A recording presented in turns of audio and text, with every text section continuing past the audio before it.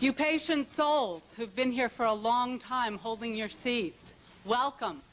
I'm Jane Gould, the coordinator of the Technology and Culture Forum, and I'd like to welcome you to tonight's program, Noam Chomsky on the Foundations of World Order, 50 years of the UN, the World Bank, the IMF, and the Universal Declaration of Human Rights. Before we turn to tonight's program, I call your attention to the Technology and Culture Forum's next program, Reinventing Universities for the 21st Century.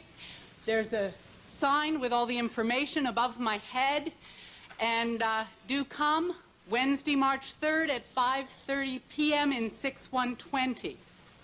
The Technology and Culture Forum will be hosting 4 more programs this spring. If you'd like to be on our mailing list, you can either sign on one of the sheets of paper on the table in the hall as you leave, or go to our website and just put yourself onto the list. Now to tonight's program. We're all here because we want to hear Noam Chomsky. Chomsky is honored by MIT as an institute professor. His doctoral thesis on transformational analysis began his radical transformation of the field of linguistics. Honorary degrees, learned and professional societies, significant awards. His list is luminous. Few have escaped his notice. And yet, as a public intellectual, Professor Chomsky has always taken seriously his responsibility to stimulate and lead public debate. In addition to speaking and writing on linguistics and philosophy, he's taken on intellectual history, contemporary issues, international affairs, U.S. foreign policy, to name a few of his key topics. Late this last year, I received an email encouraging me to participate in a 70th birthday card for Noam Chomsky.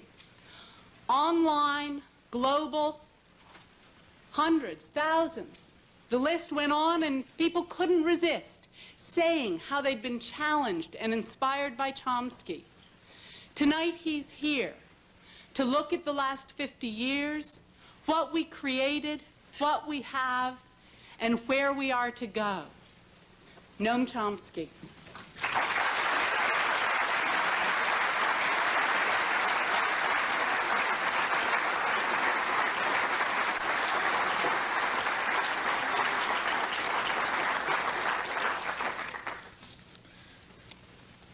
Just realized while listening to Jane announce the title that it's also just about 50 years since I walked into this building for the first time, but I won't talk about that. We've just passed the 50th anniversary of the Universal Declaration of Human Rights. That was a few weeks ago. The human rights regime, which was encoded in that declaration, is one of the pillars of the system of world order that was constructed on the wreckage of World War II.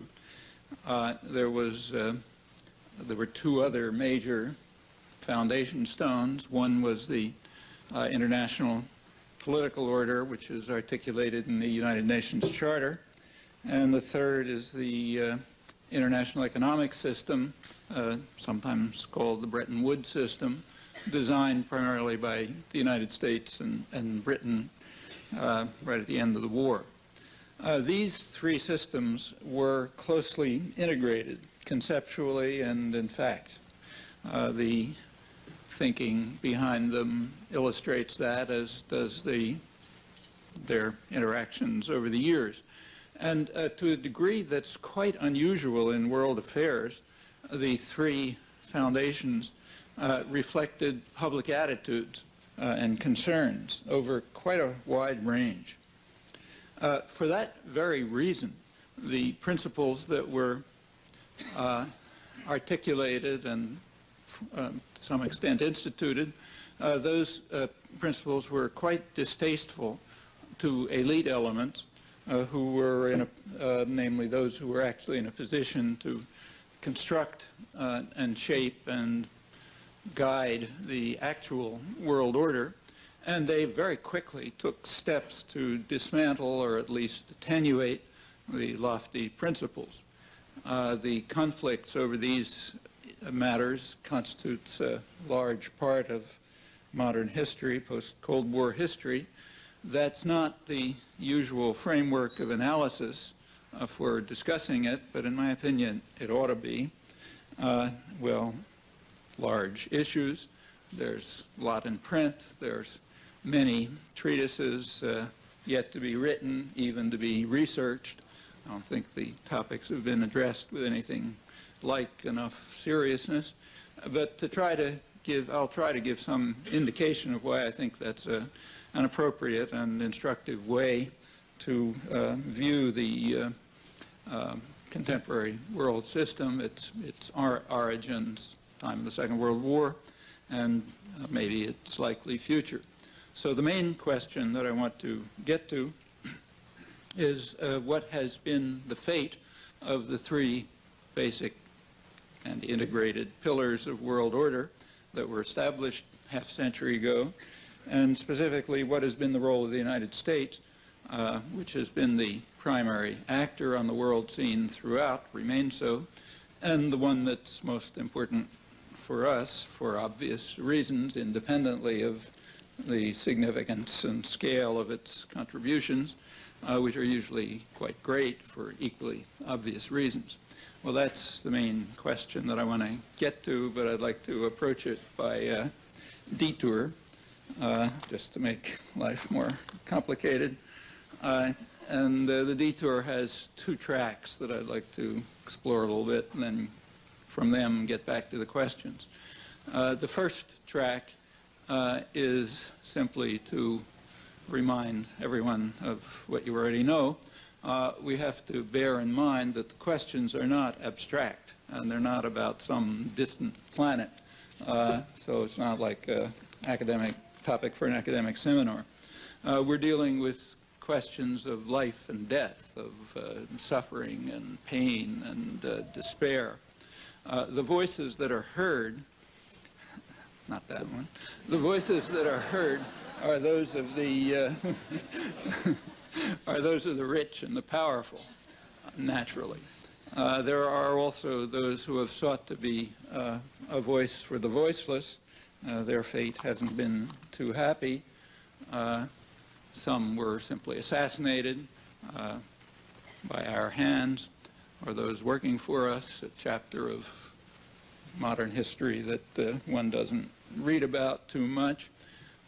In fact, they were assassinated, and there's quite a number of them, doubly, in that they were first killed and then silenced. So you can do a check and see how many of your friends can tell you the names of Eastern European dissidents and their murdered counterparts in Central America, and how many books you've read by one and by the other, and so on. It's an instructive lesson.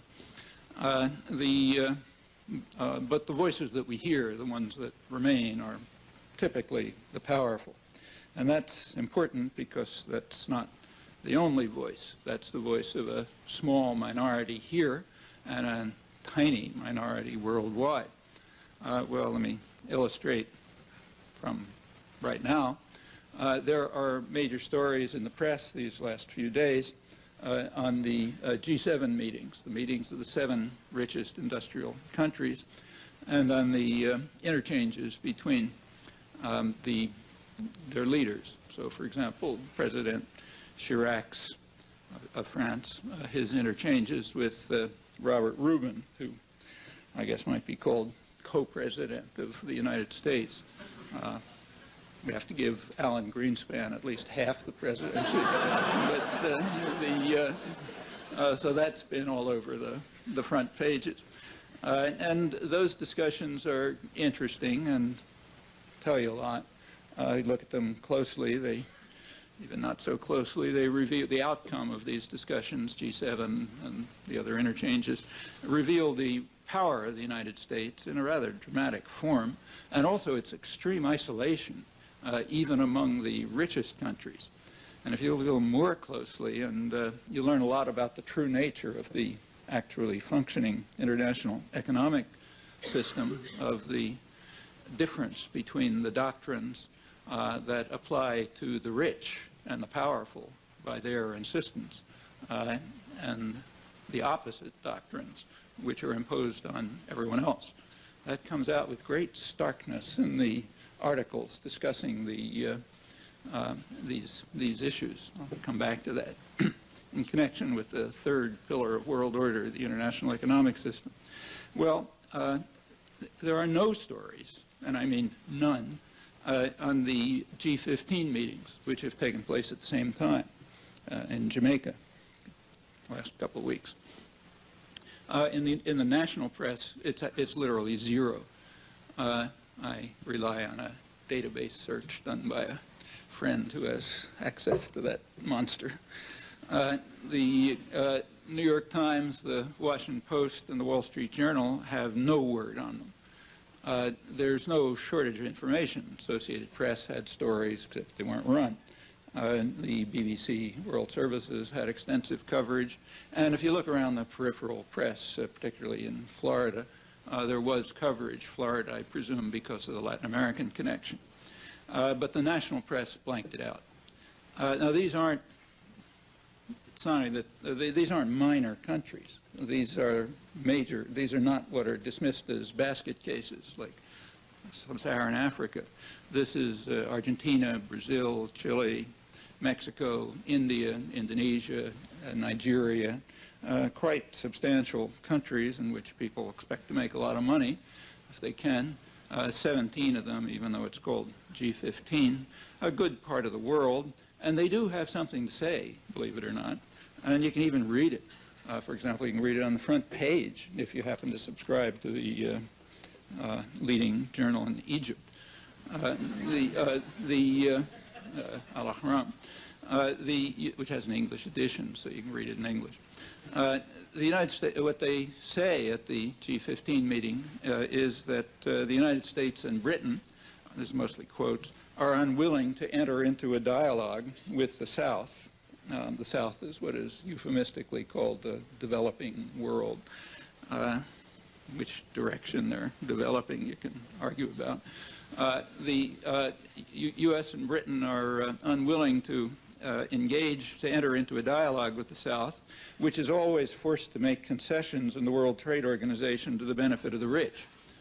The true story of globalization, they continue, is that the North has, that's G7, has to make maximum benefits, and the South is only entitled to a limited margin of development.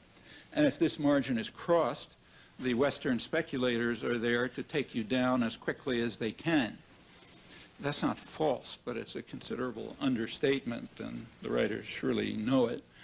U.S. power and violence has also been there to take you down as quickly as it can if countries try to pursue the path of independent development, what's called in U.S.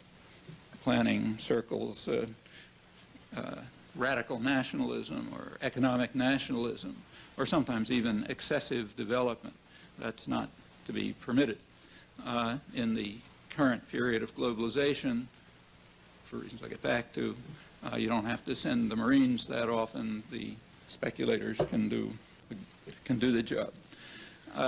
The G15 meeting goes on to issue a plea to Western investors. It says, we don't want to stifle you, but we want to know who you are, and we want you to come and go in an orderly fashion. That's precisely what the North will not accept. The demand that that not be accepted is a core part of the multilateral agreement on investments, which has been deflected thanks to activist pressure, which succeeded in escaping media controls, but deflected, not stopped, coming back in other ways. And the point is to prevent what the G15 plea from being realized. This then is accompanied by grim accounts of the effects of the specific form of globalization that's been instituted in the past 25 years. It has two major aspects that are relevant here. One is that it's been an economic failure from the point of view of statistics, at least, not from the point of view of rich people. So economic growth has slowed over most of the world, and as a fraction of gross domestic product, as a fraction of economic product, the proportion that goes to working people has declined. So working people are getting a declining part of a slowing economy. That's essentially the story. The long-term tendency of this is a form of globalization. It's kind of a globalization of the structural model of the third world. And that's a very clear structural model. You find it just about anywhere, which is a relic of European, I include here U.S. imperialism. So you find societies with a very small sector of extremely wealthy people, usually linked to the foreign masters, a large number of people who are somewhere between survival and suffering, and a category of superfluous people. In our dependencies, they're often called disposable people, as in Colombia, where you dispose of them. You send out the death squads or the paramilitaries. We're a more civilized society. We throw them in jail instead on various fraudulent crime wars. But that model is spreading. It takes a different form in a rich country like the United States and a poor country like, say, Haiti, but the structure is quite similar.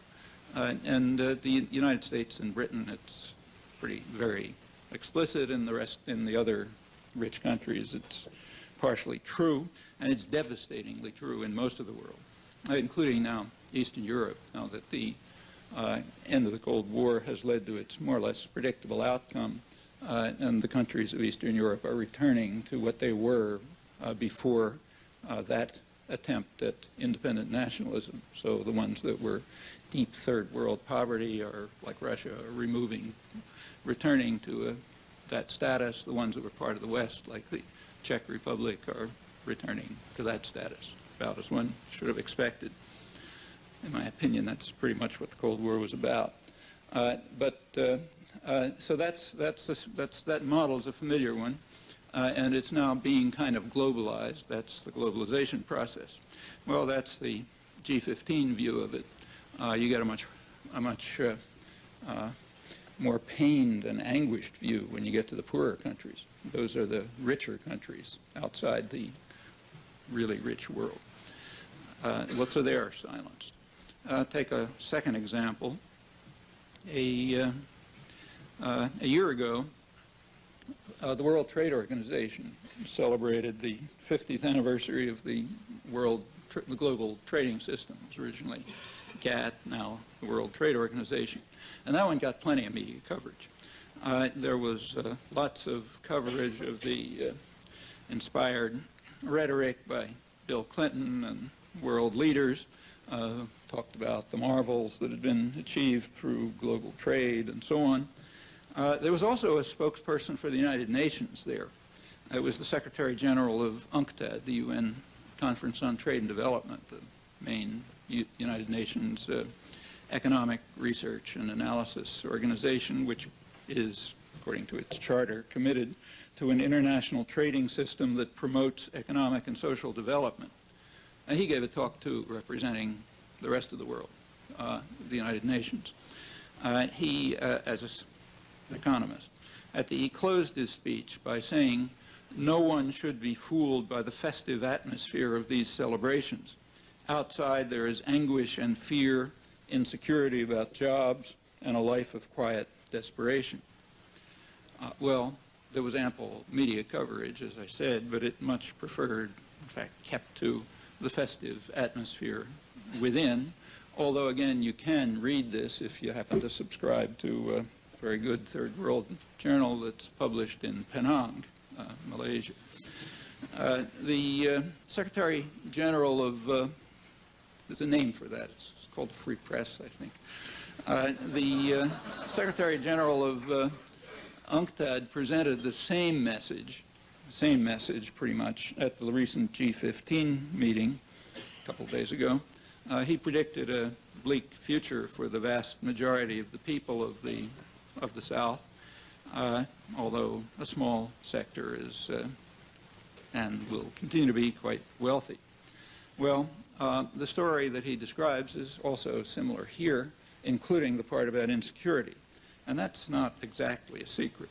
So Alan Greenspan, when he was testifying before Congress, Senate Banking Committee, taking pride in the fairy tale economy, as it's known, over which he presided, attributed it in large measure to what he called greater worker insecurity, meaning workers are just intimidated and they're frightened. They're not going to have a job tomorrow, and they're afraid to ask for a raise or for benefits and so on.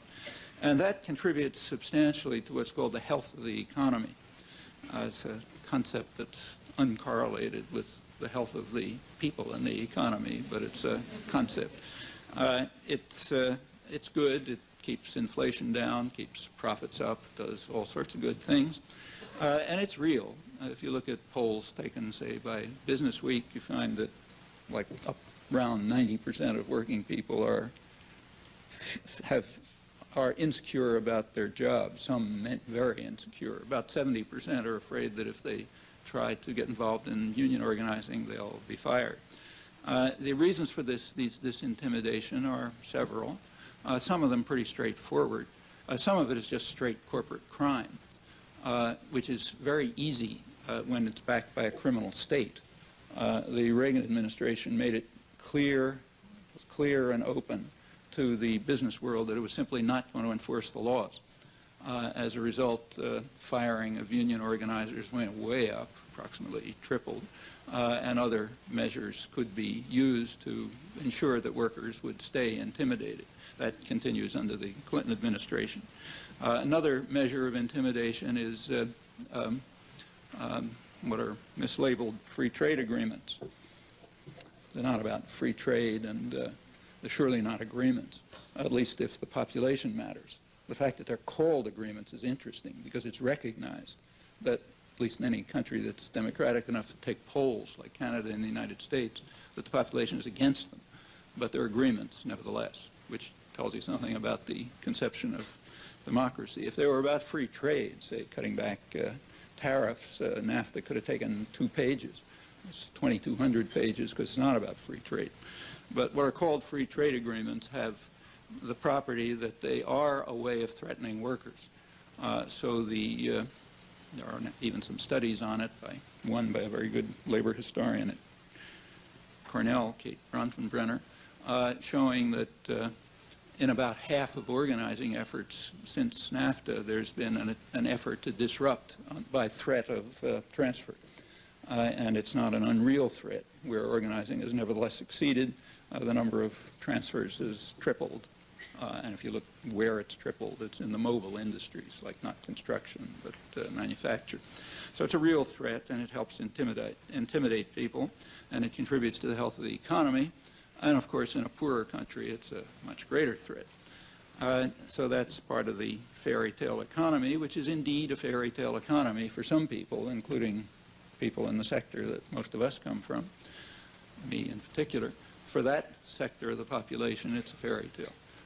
When you look at the reports of the fairy tale economy, you find two things mentioned: return on capital and the stock market. And for those who have stock, say, the rapid asset inflation of the past years has made them very rich. What it means for the economy is debated, but it certainly made them very rich. So it's a fairy tale for the 1% of the economy who own about half the stock, similar figures for other assets, and for the 10% who own most of the rest. About 85% of the benefits have gone to about 10% of the population. If you go to the next 10%, the second decile, they've actually lost net worth during the Clinton recovery. Go down further, it looks uglier over the past years. In fact, this recovery is unusual, I think unprecedented, in that for the first of all, it's quite slow by even the standards, by the standards of the post-war period, certainly. Not very different from the sluggish recoveries of the 70s and 80s, much below the earlier ones. But it's also unusual in that most of the population has been left out. Just now, after the peak of the business cycle was 1989, so it's almost 10 years. Just now, the median is getting back to where it was in 1989. There's never been such a slow recovery for the majority. It's probably 70–80% of the population. Never been anything like that before. Wages are about, real wages are about 15% below what they were in 1973. In fact, they're back to the level of the around 1964 or so, depends a little how you measure. Incomes, to the extent that they stay up, are staying up because people are just working a lot more. So the typical American family is putting in about 15 weeks a year more of work than it did 20 years ago to try to keep at a stagnating or declining level. If you're interested in data about this, the best general database about this kind of stuff, also written quite clearly, comes out every 2 years, called the State of Work in America. The Economic Policy Institute just came out with their 1998-99 edition just a couple of weeks ago, which can fill you in on details up to the current evidence. Well, let me put off for a moment how this return relates to the fate of the three pillars, but the point that I'm trying to stress is that all of this stuff has to do with real human beings and their fate. It's not a pleasant story, and when we bring in the fate of future generations who don't have a vote, as it's called, in the market, in the very restricted market systems that exist, if we bring them in, then the story's even uglier. Well, that's the first detour. The second one is, and I will get back to the topic, has to do with the norms and the conventions for discussing all of this, for discussing world order. And there are some norms and conventions, and if you depart from them, you're kind of not part of the discussion. The norms and the conventions are that the goals, the intentions, the purposes, as they're sometimes called, of the United States and its leaders are high-minded, sincere, benign, other good things. And that, crucially, is true independently of fact. And it is understood to be true independently of fact. So, for example, the very same books and scholarly articles and so on that pronounce that as a truth often also are dedicated to showing that it's refuted by the facts. And that's called an irony or a departure, you know, some exogenous factor or something or other. That's pretty standard. So it's indeed the thesis is refuted overwhelmingly by the internal documentary record, the record of planning, and even more dramatically by the historical record of practice. But it doesn't matter. The principle remains true, and it provides the framework of discussion. And one part of a good education is to understand that, to get that internalized enough so you can then take part in the debate which proceeds in this fashion.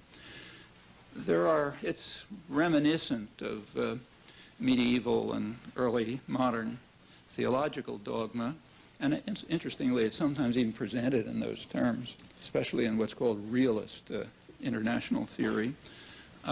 However, although the comparison comes to mind, I think it's unfair. It's kind of an insult to medieval theology. I mean that quite seriously, and I'll explain why if you're interested, but let me put it aside. Anyway, it has something of the flavor of a theological principle. Notice that these principles don't apply to anyone else. So, for example, nobody pays any attention to the high-minded rhetoric of Stalin's constitution, or the exalted rhetoric that accompanies what those who carry it out call humanitarian interventions, of which the most obvious cases in this century, I suppose, at least if you judge by the rhetoric, are Mussolini's invasion of Ethiopia, the Japanese invasion of Manchuria and North China, and Hitler's invasion of Czechoslovakia. The rhetoric was very impressive, and full of humanitarian ideals and noble purposes and so on. And like most propaganda, it wasn't total, like, you know, find fragments of truth in it. So, for example, Hitler was invited in by the president of Slovakia, and the Japanese actually had one of the leading Chinese nationalists as a puppet and so on. But we don't pay any attention to that stuff. We don't regard that as evidence of benign intentions in those and other cases. The principles hold only at home, not anywhere else. And here they hold irrespective of the facts, and often in the very same documents, say scholarly articles, which present the facts to refute them. It's kind of misleading to give examples because that would understate the uniformity and the extremism, and it would be misleading to quote the press, so I won't, because that's too easy. Let me just give one example, which happens to be the last one that I looked at last night in a current Journal of International Affairs. It's kind of an interesting case. He's a very good scholar, highly critical of U.S. government policies, which makes it more interesting, this article too. It's worth examining, not only because it illustrates the conventions, but because of what we discover about what we discover when we look a little more closely, not only about contemporary history, but also about ourselves, what we do, how we deal with that. The record is particularly instructive in this case because the Cold War is almost totally irrelevant.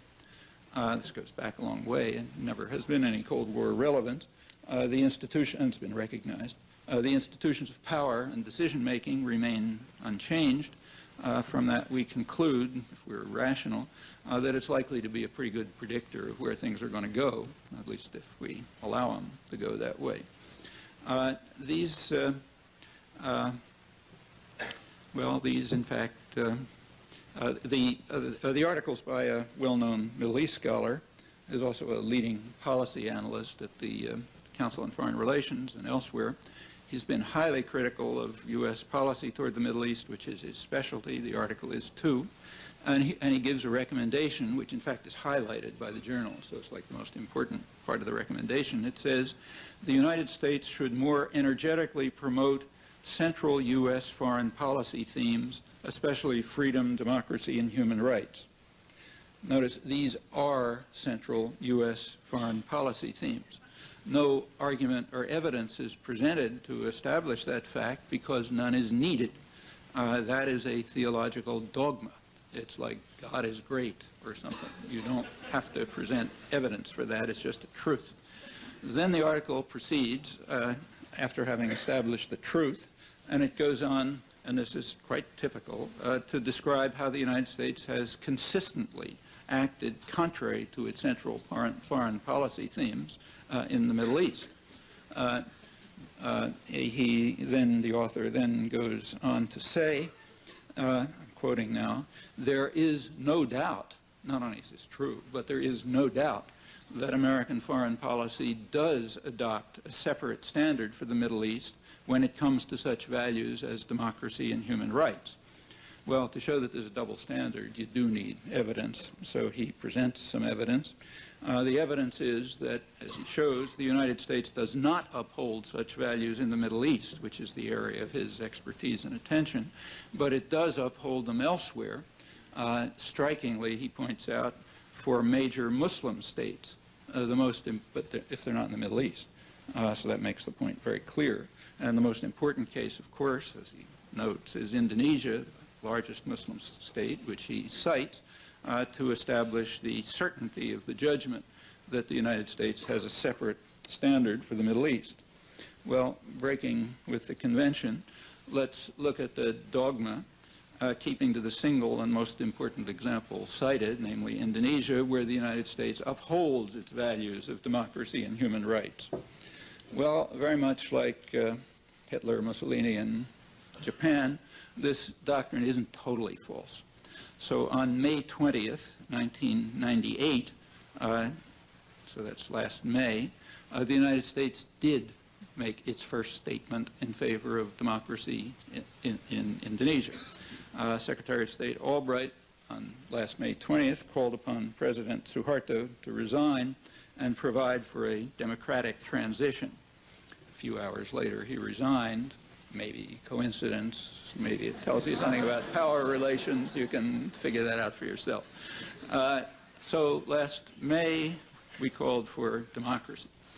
From the time that Suharto took power in October 1965 until May 1998, this gentleman was our kind of guy, as the Clinton administration called him, while he was massacring and torturing and robbing in a quite impressive fashion, kind of one of the world records of the modern period.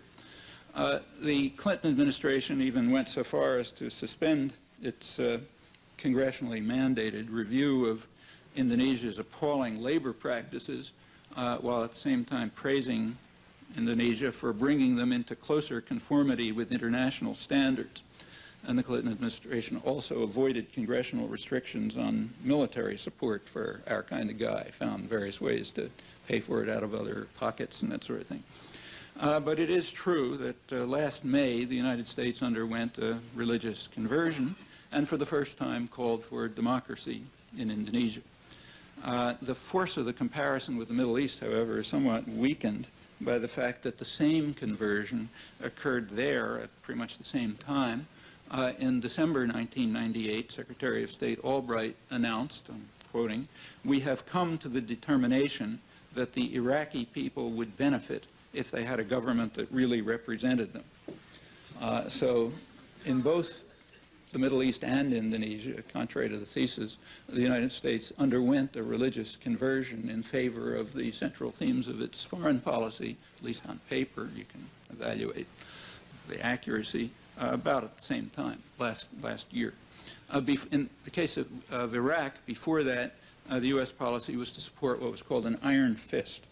The iron fist was Saddam Hussein for a long time. He was our kind of guy, right through his most murderous crimes and most monstrous crimes. After he committed his first true offense, the thesis shifted. We still wanted an iron fist, but it had to be a clone, someone who would rule with an iron fist, just as Saddam Hussein had done during the period when he was our kind of guy. That was pretty much official policy. But on paper, at least, it's now changed because as of last December, we discovered that they would benefit from a government that represented them. So in 1998, then, the United States did announce support for democracy, but both in the Middle East and Indonesia. Well, what does this tell us about the central themes of U.S. foreign policy? Answer, tells us nothing whatsoever, because these are doctrinal truths, and therefore facts are simply irrelevant. Like, God is great and merciful. You don't look at factual truths. In fact, if you look more, well, put it aside. Let's look, I don't want to take too many detours. Let's look a little more closely at Indonesia, where there is no doubt that these themes of democracy and human rights were put into practice. There's a lot of concern right now about the possibility that Indonesia may break up into separate, kind of either federation or maybe separate territories, and that prospect is very much deplored. However, the objection to it, whatever it may be, is certainly not an objection of principle. And we can find that out quite easily if we bother to look at the irrelevant facts. So in 1958, that happened to be official U.S. policy, secret, but we now know it was official U.S. policy to break up Indonesia. And the United States, in fact, sponsored, carried out a major insurgency operation, subversive operation, probably the major one of the post-Second World War period, to try to break up Indonesia. Supported a rebellion in the outer islands. Those are the islands where the oil is and where most U.S. investments were. And that was the goal, to separate them off. And the purpose was, the reason was that the national government was neutralist and independent, and in fact was far too democratic, which was extremely worrisome to Washington. The government was, I'm not suggesting it was a model democracy, but it was allowing parties of the poor to function. There was a major party which represented poor peasants, and it was allowed to function, and it was doing better and better in each election, and that was appalling news in Washington. If we look at the internal record, we discover that most of which has been suppressed, incidentally, but bits and pieces have leaked, and there's some good scholarly studies of it, one, in fact, by the leading founder of U.S. Southeast Asian Studies, George Cahan at Cornell. But there's also some documents that have come out in the official channels. The fear was that the government was, let's say, far too democratic, and it would be impossible, as they put it, to suppress the parties of the left by ordinary democratic means, and therefore they would have to be, the word is, eliminated. That's the Joint Chiefs. Meanwhile, the outer islands would be separated off. So inside what's left, bad guys have to be eliminated. The outer islands will be separated, and the U.S. will take them over. Well, the rebellion failed, but not before destroying whatever fabric of parliamentary democracy existed in Indonesia. And now, after 40 years, we're calling for it to be restored. After the failure of the rebellion, the United States turned to what is standard operating procedure when you want to overthrow a civilian government. Try to undermine the civilian government, but support the military, because they're the ones who are going to overthrow the government for you. That's absolutely standard, case after case. Pinochet is one example. The real story about what lies behind Iran-Contra is the same, and we know it had nothing to do with hostages, because it was started when there were no hostages. And it's just standard operating procedure. In Indonesia, it worked. The U.S. tried to undermine the civilian government, supported the military, worked by 1965. There was indeed a military coup. Suharto took over. An army-inspired massacre then took place. The CIA described it as one of the worst massacres of the 20th century, comparable to Hitler, Stalin, and Mao. It was fairly accurately reported in the United States. It was a staggering bloodbath. The New York Times called it a boiling staggering mass slaughter. That was the Times phrase.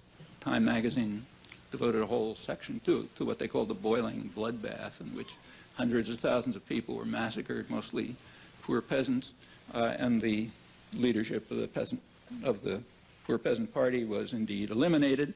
It was reported accurately and with complete euphoria. There was such joy over it that it couldn't even be suppressed. It's kind of been written out of history, but go back and read the journals of the time. The euphoria is total, across the intellectual spectrum. You know, Freedom House was applauding and so on. The U.S. government applauded. Secretary of Defense McNamara testified before Congress that the military aid that we had given to the Indonesian military had paid dividends. In private letter to President Johnson, he was particularly proud of the training that Indonesian military officers received at American universities, where they'd gotten the right ideas about how to carry out mass slaughter comparable to Hitler, Stalin, and Mao. The country became a paradise for investors. Suharto became the darling of the United States, our kind of guy. Remained so when he invaded East Timor, wiped out maybe a third or a quarter of the population. And that continues right into 1997. Then something went wrong. He apparently committed a crime. What crime is it? Well, in fact, the crime, if you look closely, which led to the religious conversion in favor of a democratic transition here, there were actually two crimes, two standard ones. One crime is he started dragging his feet about IMF orders. The IMF rules were imposing extremely serious hardships on the people of Indonesia, and Suharto was kind of slow about following orders. Crime number one. The second crime is he just lost control. There was a democratic uprising, and the army wasn't backing him anymore, and at that point he's useless. So therefore, he got the advice to permit a democratic transition in which he handed power over to his hand-picked vice president. Well, that's the moment at which the United States, 40 years, began to, at least on paper, to implement its central theme of its policy in the area where there is no doubt that it has always implemented it, remember, as distinct from the Middle East. By committing those two crimes, Suharto followed a very classic path. Another recent example is Mobutu, Saddam Hussein, Duvalier, Marcos, Somoza, Trujillo. It's kind of a long list. Same two crimes are the ones that matter. You stop following orders, you lose control, you're out. And we're in favor of a democratic transition. This happens routinely, regularly, but it doesn't teach anything. You don't learn anything about policy from that because the nature of policy is a theological dogma, and therefore no evidence tells you anything. Well, let's look a little more closely at 1958. I still promise to get back to the theme if you're willing to hold out. It's very revealing. In 1958, the National Security Council, main planning body, had then secret meetings, now publicized, in which John Foster Dulles, Secretary of State, presented, described the crises on the world scene. He said there's three major crises in the world scene in 1958. One was Indonesia, the second was Algeria, the third was the Middle East. Notice that they're all Muslim countries, but there was no clash of civilizations at that point. Those of you who are respectable intellectuals will know that now we have to soberly debate the clash of civilizations because the Cold War pretext for intervention has collapsed and we need what's called a new paradigm. But then we still had that pretext, so we didn't need a new paradigm. So the three major crises were Indonesia, Algeria, and the Middle East. The fact they were Muslims irrelevant, but something isn't irrelevant, namely they all had oil. In fact, they were all oil centers. And in fact, the effort to cut off the outer islands was related to the concern, U.S. concerns over Middle East oil. There were some concerns that it was getting out of control and they needed some temporary supplements. Temporary because Indonesia is nowhere near the scale of the Middle East, but significant. Well, you look back at what happened and bear in mind that the United States is a global power, so its policies are usually carried out consistently in many different places. And a lot of other things were happening in 1958. The subversion in Indonesia, the rebellion in Indonesia, was the largest of the clandestine operations, maybe the largest ever. But there were others. In Burma, the United States was moving to overthrow the regime, supporting a Chinese nationalist army that had partially taken refuge there and that the United States was supporting there. I won't go into the details, but that led, Burma at that time had an elected government. That led to a military coup, the installation of the current military regime in Burma, one of the most brutal in the world. It also was instrumental in making Burma the leading heroin producer in the world, a position it now holds, and a real horror story. The state of Massachusetts now has a kind of boycott. We can trace that right back to 1958, right parallel to the when we were carrying out the central themes of our foreign policy in Indonesia. Another case right next door was Cambodia. Also had a neutralist government, which the United States didn't like. The U.S. was supporting an attack on it. That attack didn't work in 1958, but it did work in 1970, the same forces overthrowing Prince Sihanouk's government. That led to the huge U.S. bombing, the Khmer Rouge, everything that followed. Need not talk about that. A third place where something was going on in 1958 was again right nearby in Laos. Laos had its first and last free election in 1958, came out the wrong way, parties to the left won. The U.S. wouldn't accept that. Military coup took place. The U.S. installed what was called a pro-Western neutralist, and he wasn't good enough, so an ultra-right general was put in. That led to a total disaster. It sort of paved the way and actually came pretty close to a world war. It ended up with the U.S. carrying out the heaviest bombing in history against a defenseless peasant society in northern Laos. And the effects of that are still with us, though you wouldn't read it. You can even read it in the U.S. newspaper. There's a very good article on it in the Wall Street Journal by their veteran Asia correspondent about a year and a half ago. Unfortunately, it's the Asian edition of the Wall Street Journal. They didn't have it in the U.S. edition. But it's quite a good article. He gives an estimate of, there's unknown numbers of unexploded bomblets just littering the plain of George. Hundreds of millions of them were dropped. They are much worse than landmines. These are not aimed at property. They do nothing against a truck. They're aimed to kill people. They're murder weapons. They're little colorful things that a kid can pick up or a farmer can hit or something. They had a failure to explode rate of about 20 to 30%, according to their manufacturers, Honeywell. And crummy as technology may be, it's hard to believe that that wasn't built in. But maybe the technologists among you can assess that likelihood. Anyway, they're supposed to have a 20 to 30% failure to explode rate, which means they're around all the time as anti-personnel weapons. And they're still there, huge numbers of them. There is the estimated, according to the Wall Street Journal report, the casualties may range up to 20,000 a year, of which more than half are deaths. Other numbers are less, but since nobody's counting, nobody really knows. But numbers of that kind are considered not unreasonable by the Wall Street Journal in its Asia edition. There is a mine clearing group, British-based mine advisory group, civilian, but based ultimately in the British Army, and other countries have come in. As the British press reports, the United States is conspicuous by its absence in the mine clearing operation. And furthermore, the right-wing British press is bitterly complaining over the fact that the United States, the Pentagon, refuses to provide what are called render harmless procedures, procedures that would defuse the mine so they wouldn't kill the people who are trying to clear them. That's a military secret, and in fact the whole thing is a secret in the United States. You have to work pretty hard to find out anything about it. That's a fact, so that's Laos. Another case in 1958 was Vietnam. I won't even talk about that.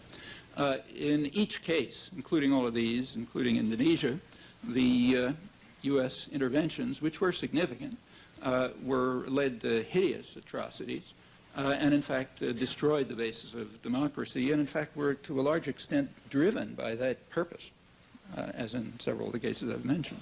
However, that doesn't influence the dogma. It's still correct.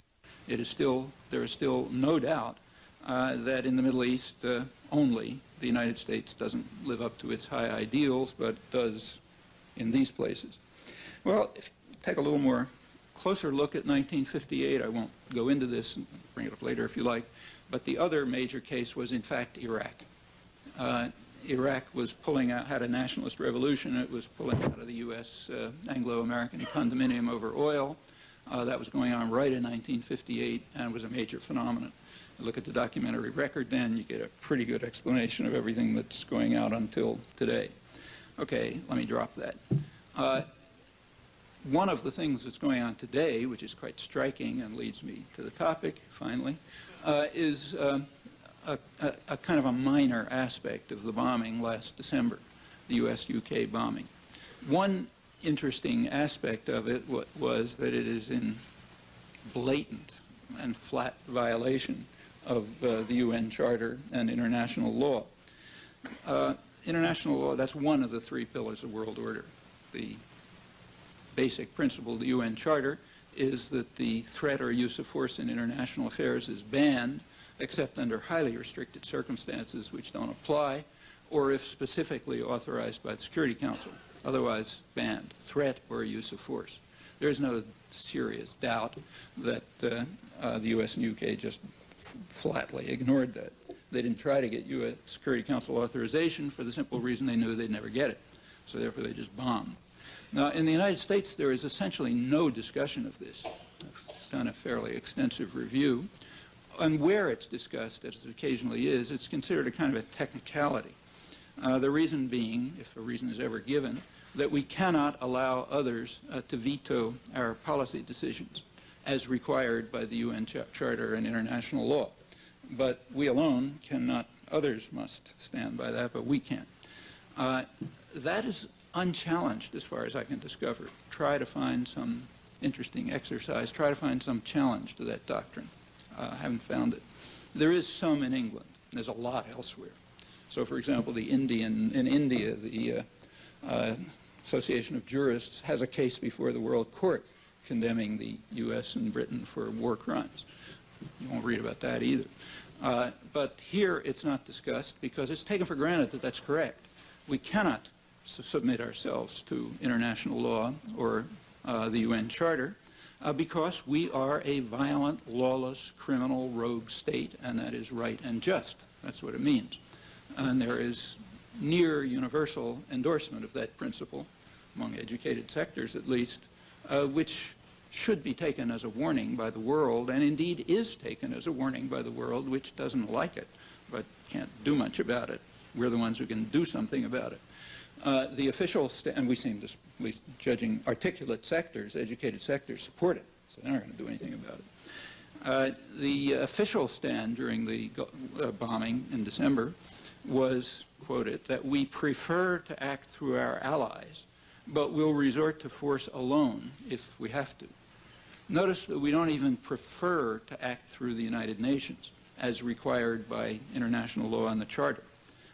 We may join our allies if they're willing to, but UN is out. In fact, the timing of the bombing was presumably intended as a slap in the face to the Security Council. The bombing was timed just as the Security Council was being called to an emergency session to deal with the question of Iraq, and it hadn't been notified. And if that didn't make headlines here, people understood it elsewhere. Things like that don't happen by accident, and they were understood. Well, that's accepted across the spectrum, and it's accepted in other cases too. So take a look at the Rambouillet meetings in Kosovo. There was a debate there about just what to do. The debate was between the United States and its allies, and the NATO powers, nobody else around. And the debate was over the wording. Should the wording of the NATO decision to bomb be stated as being authorized by the United Nations or only being endorsed by the United Nations? The U.S. insisted on endorse. As the New York Times put it, it wanted to avoid the neuralgic word authorize, which would entail that international law has some significance. And the U.S. won't accept that, even at the rhetorical level. And as usual, the U.S. won, so the most they get to do is endorse, not authorize. Let alone order, which is what the law requires. And it's not just in this case, it's in every case. So take, say, the bombing of the Sudan last August. I mean, it's now conceded. You know, nobody even tries to, very few even try to deny that the U.S. just bombed a pharmaceutical plant in Sudan and destroyed half of Sudan's pharmaceutical industry. Well, you know, sometimes things go wrong. There's no talk about war crimes, no talk about reparations, not even any talk about an apology. I mean, why should we apologize if we destroy half of the pharmaceuticals in a poor East African country? You know, let's be serious. Furthermore, that's accepted across the spectrum. Okay, there's a further history for this. 10 years ago, the United States took the same stand explicitly with regard to the World Court, dared to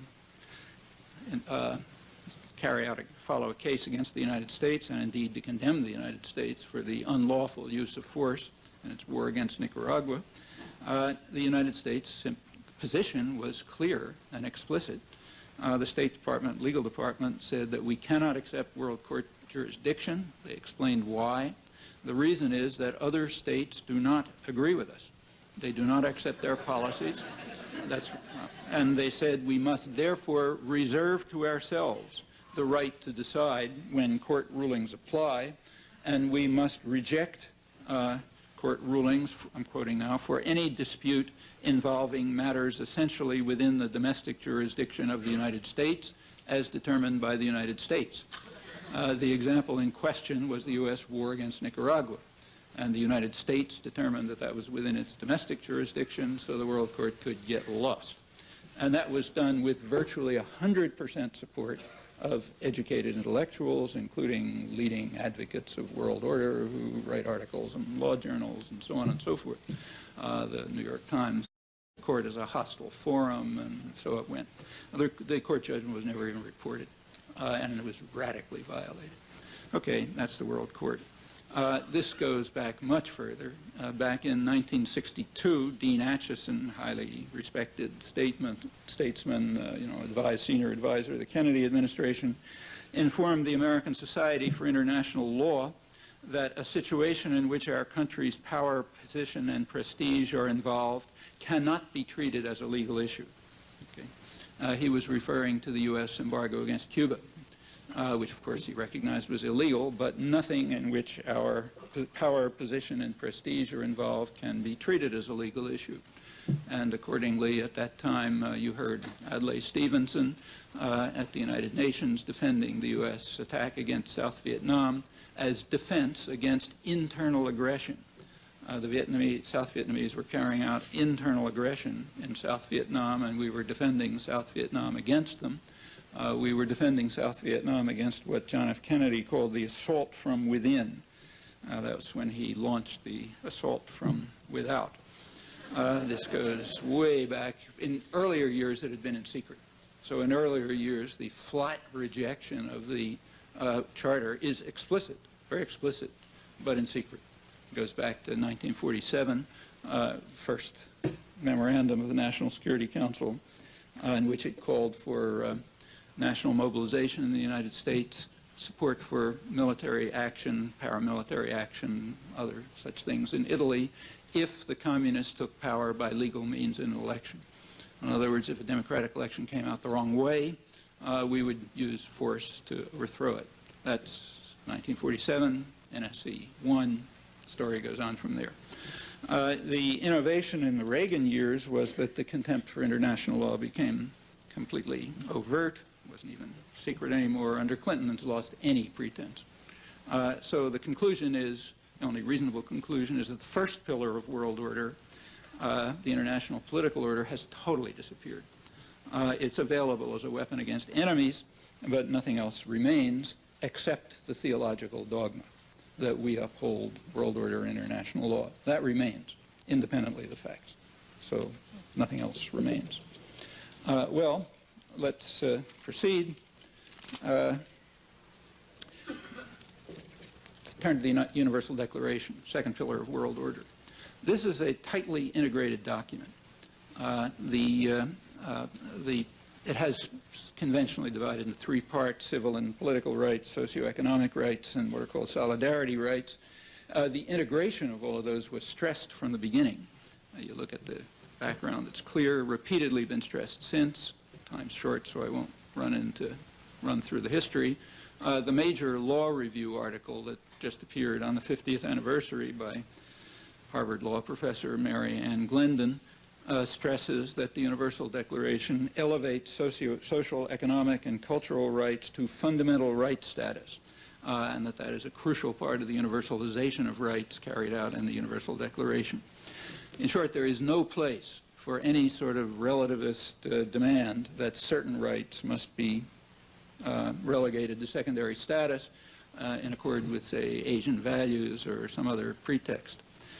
Glendon also points out quite accurately the support for that was very broad-based at the time. You have to remember the time. This is right at the end of the Second World War.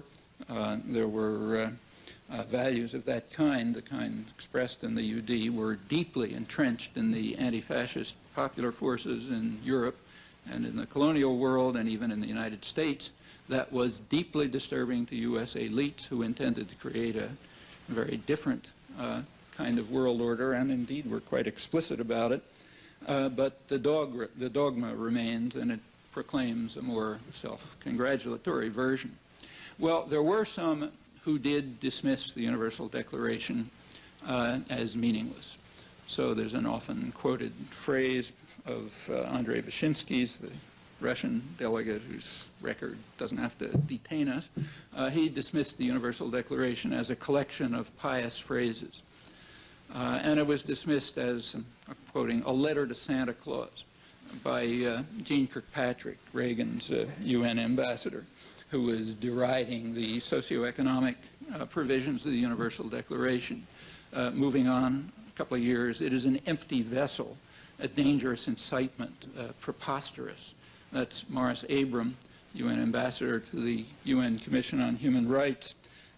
He's explaining Washington's rejection of what was called the right to development, which, if you look at it, is a very close paraphrase of the socioeconomic provisions of the Universal Declaration.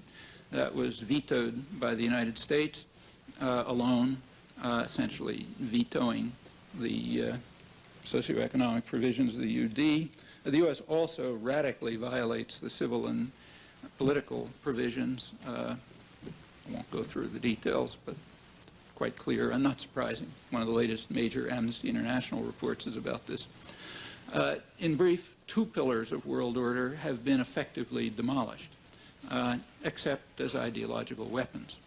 That doesn't mean that the people of the world shouldn't defend them. They do remain ideals that people should try to defend, that they should fight for, and that they should also transcend, because they're not the end of the road by any means. But to take that stand in the United States, you have to first carry out an act of intellectual liberation. You have to free yourselves from the doctrines of the faith. You don't do that, you can't even enter into the fray. First have to free yourselves from the doctrines of the faith, and at least be willing to subject them to empirical verification. If they're not even subject to empirical verification, there's no point discussing these matters, clearly. If they are, you can ask whether this analysis is correct or some different analysis is correct. Well, that's a radical, just the willingness to subject them to examination, the doctrines, that's a radical departure from prevailing norms, including everything in the educational system and academic scholarship and the media and everywhere else. So it's not small. Well, a couple of words about the third pillar, the Bretton Woods system. One of its central, which again was tightly integrated with the others, and that's worth understanding. A central component of the Bretton Woods system was regulation of finance. And there were several reasons for this. One reason was that it was an effort, it was understood that deregulation of finance would harm the global economy. There are good reasons for that, and they've been illustrated in recent years. The trouble is that financial markets, as was understood, are quite volatile and unpredictable. To quote a couple of MIT economists, specialists on this, financial markets are governed by panics, manias, and crashes. They swing far above and below any kind of sensible fundamental values, creating bubbles that will burst. Paul Samuelson, who says the evidence for that is overwhelming, and this was understood back in the 40s. So you deregulate financial markets, you're going to have a disaster, and it'll harm the general economy. That was one reason. A second reason was closely related to world order and human rights. One reason for both capital controls and keeping currencies within a narrow band was that it was understood that deregulation of capital is a tremendous weapon against democracy and socioeconomic rights. Before mentioning that, let me just say that the current debate between the United States and its G7 partners is over keeping currencies within a narrow band. If you read the articles on this, you notice that the U.S., the G7 position, Germany, Japan, France, and so on, is maybe not Britain, but the other G7 countries, is that currently major currencies should be kept sort of closely interconnected, not too volatile. And that was rejected as crazy by U.S. Secretary of the Treasury, Robert Rubin, because if we were to agree to that, it would mean that some other authority might determine that we're not allowed to lower interest rates to stimulate the economy if we want to. So if the economy is sinking into recession, we won't be able to allow interest rates because that'll affect currency values, and it would be crazy to allow any other country to allow us, to any international organization, to prevent us from carrying out those fiscal policies. Exactly the fiscal policies that we force on every other country, as the very same articles point out, without any sense of contradiction. Take a look and think about it. Why is deregulation of finance a weapon against democracy and human rights? Well, very obviously. And it was understood. The reason is that if capital flow is unregulated, it will quickly create what some internationalist economists call a virtual Senate. A Senate consisting of concentrated international financial capital, which will simply impose decisions on government by the threat of capital flight.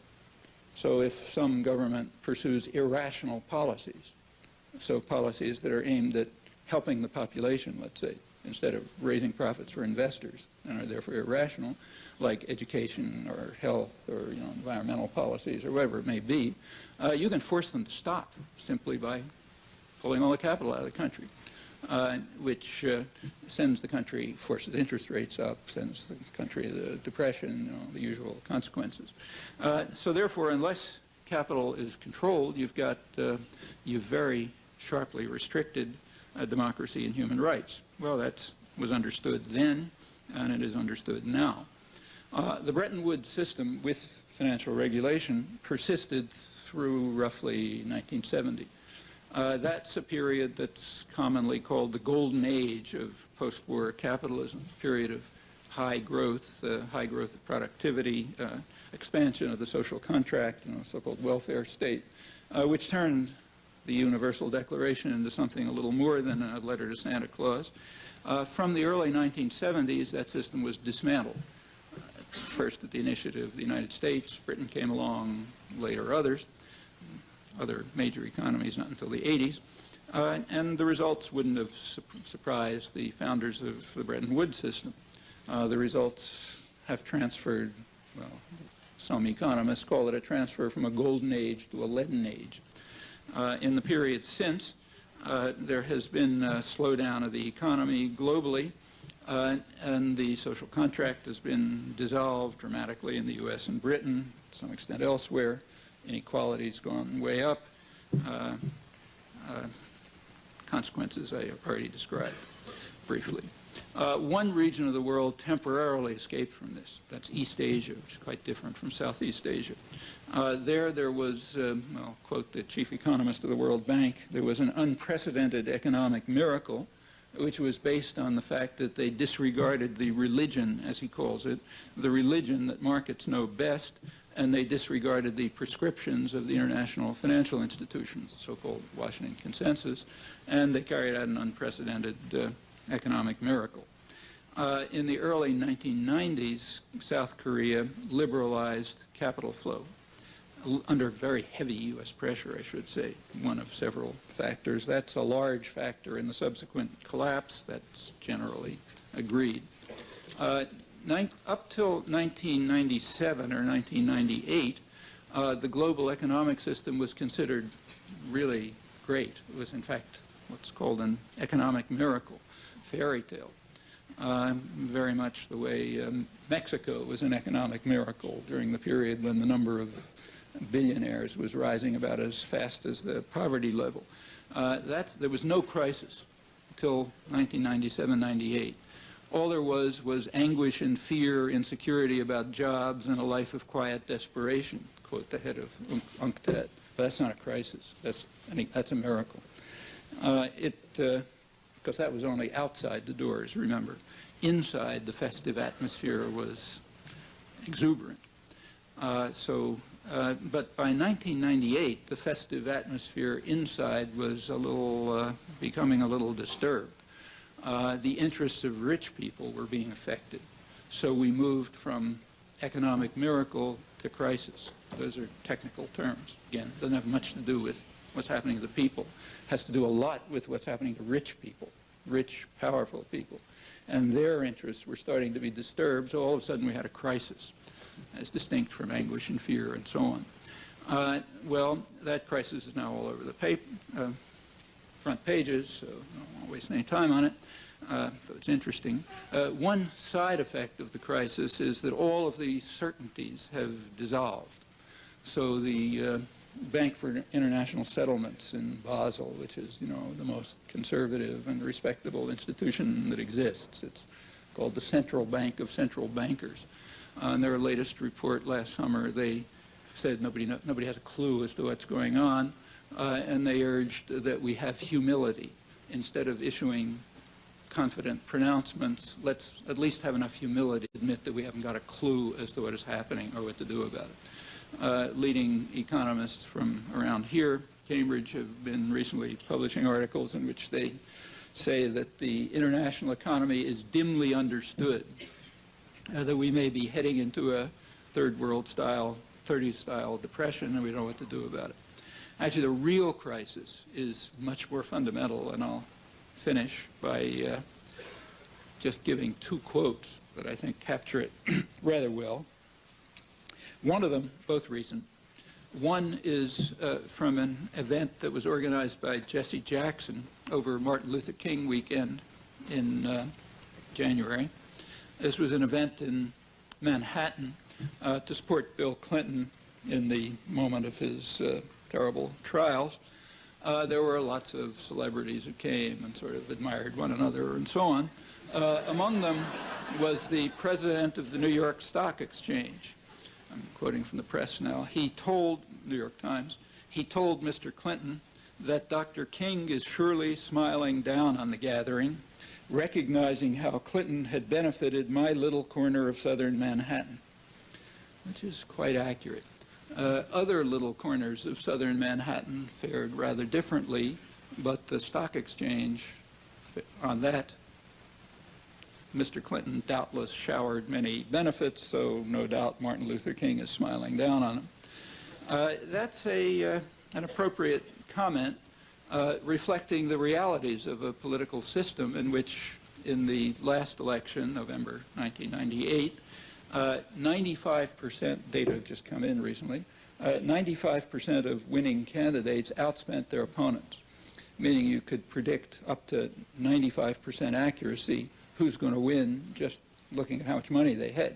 So it's not like Russia, where you could predict 100% that it was going to be the Communist Party. It's only 95%. Furthermore, if you look at the contributions, same data, business contributions outspent labor contributions by about 12 to 1, which is highly misleading, remember, because labor represents way more people.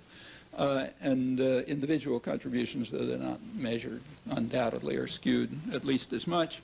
So what that translates into, to put it into English, is that a little corner of southern Manhattan and a couple of other little corners like it essentially purchase candidates and put them in office and then set conditions that they're going to have to meet or else, and also set the general framework for policy just by virtue of their power,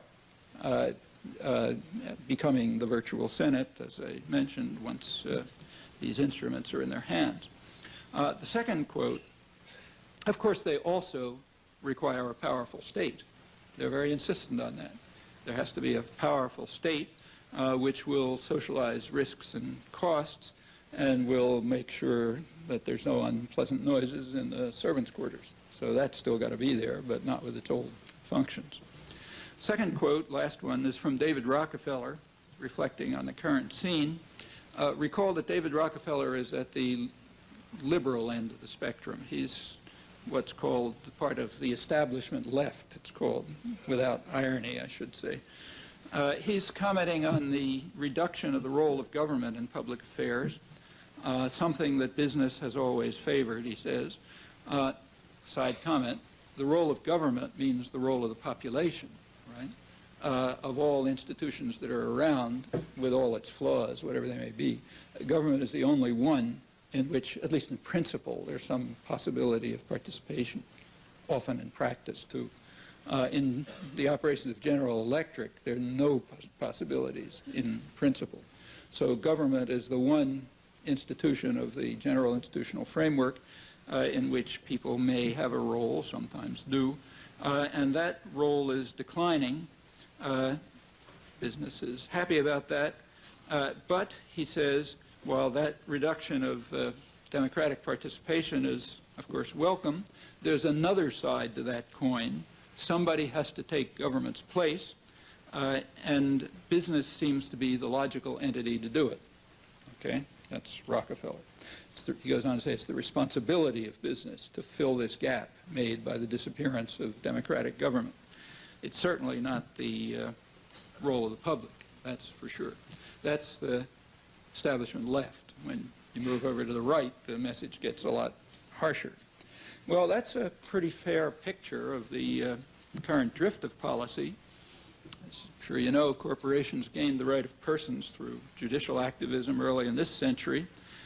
They're not ordinary persons like you and me. They're immortal persons. They have extraordinary power.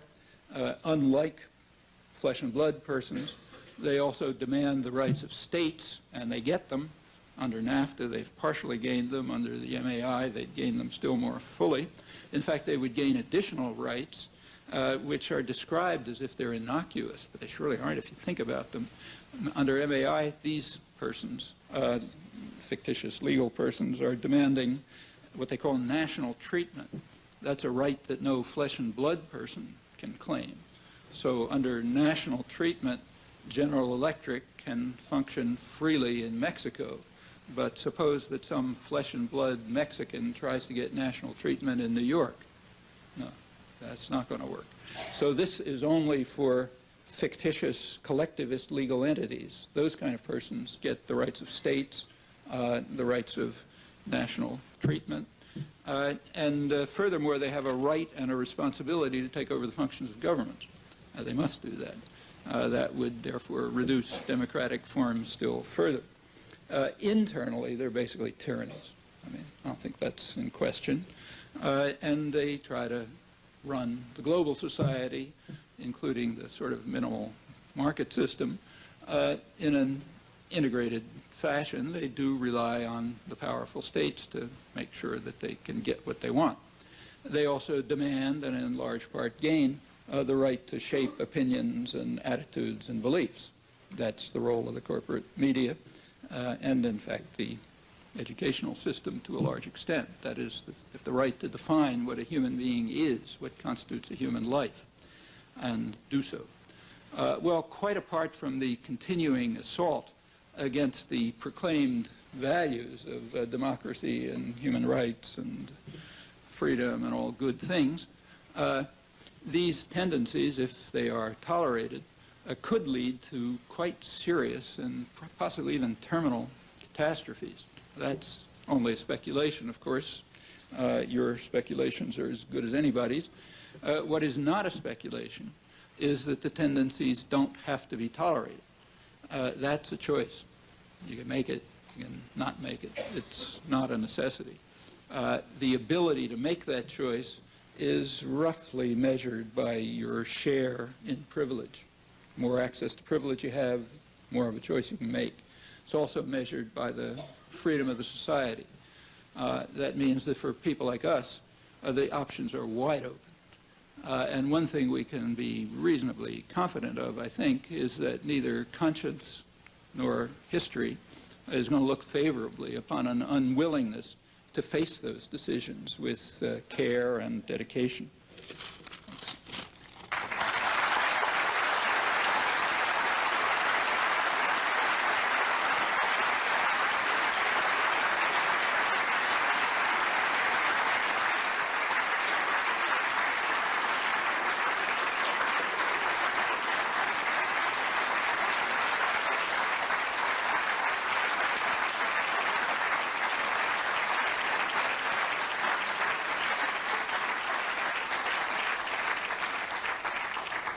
Are there any mics?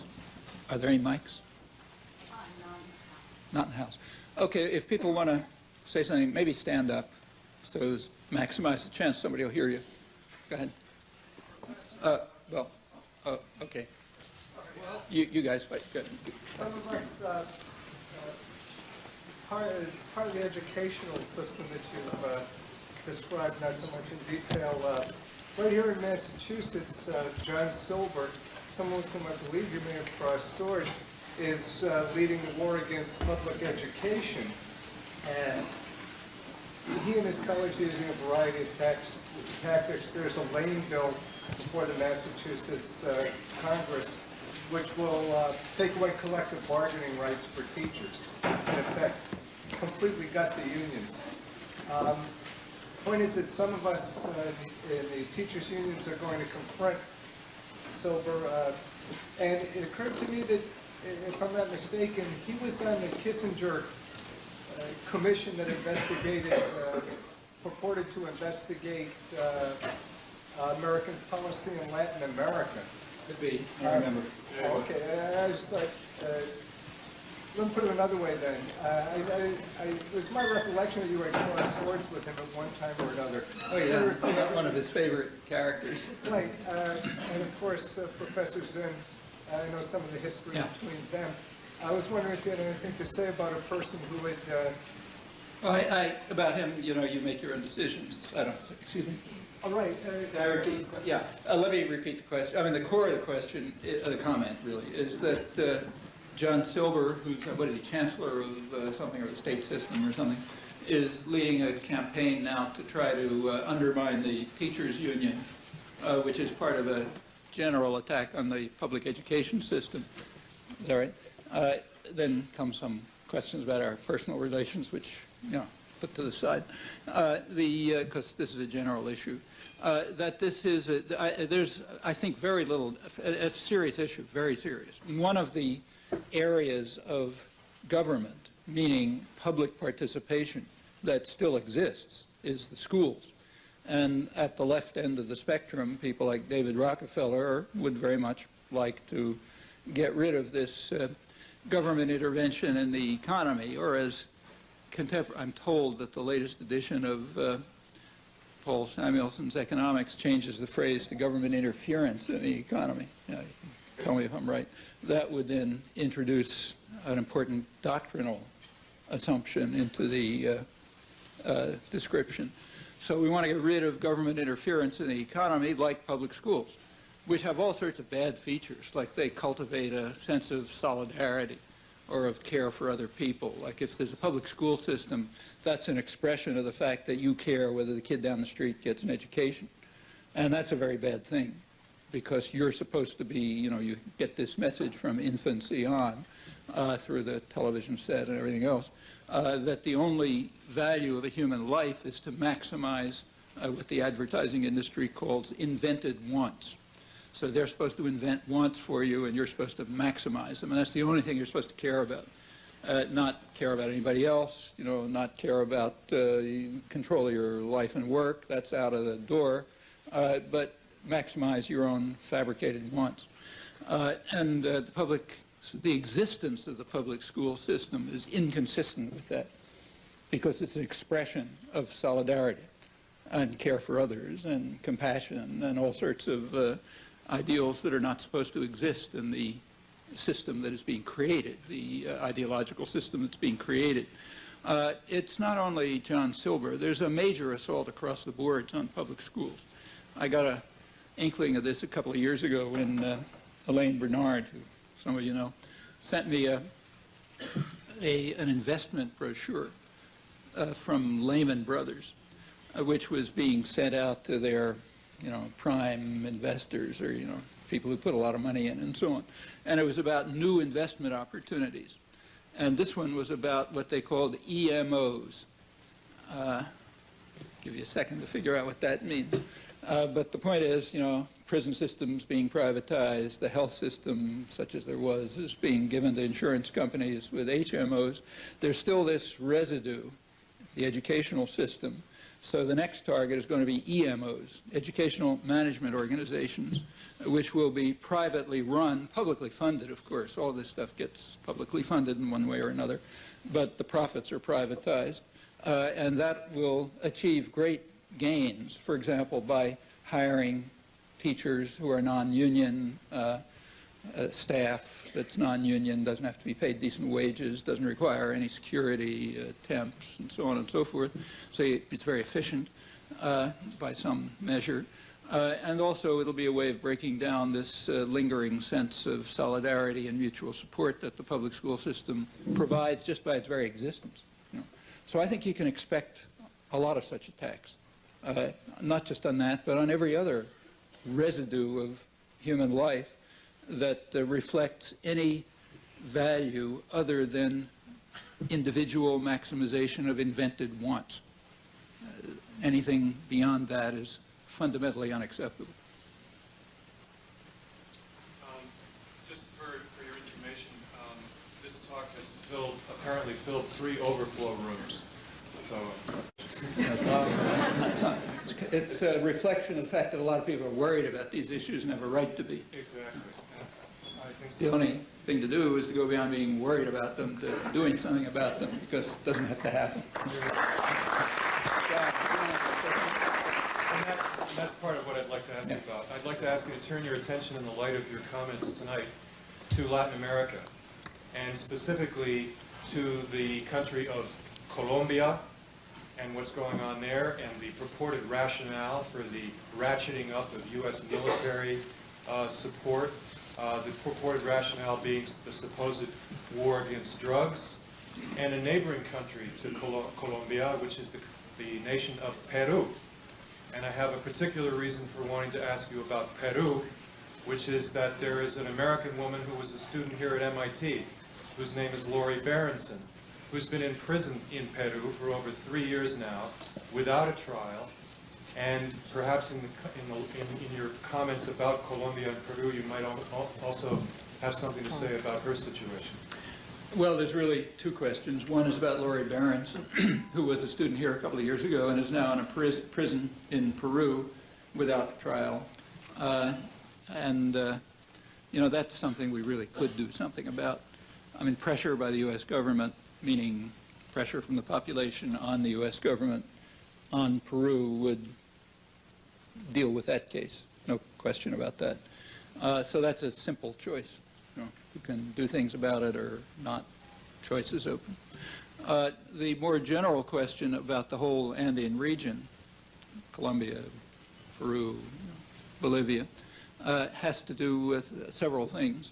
There has been a Colombia, which Jack's point is that the U.S. is now increasing its military aid to Colombia. Actually, Colombia has been one of the leading recipients of U.S. military aid right through the 90s, going up under Clinton.